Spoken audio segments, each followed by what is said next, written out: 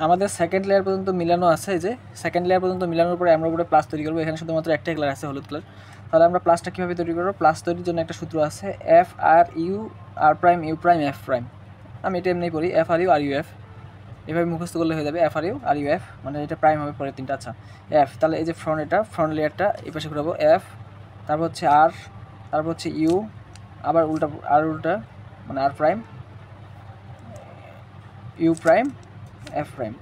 এই যে আমাদের প্লাসের উপরে হলুদে প্লাসের জন্য একটু চলে আসছে, আর বাকি একটু আছে যেটা প্লাস তৈরি করবে।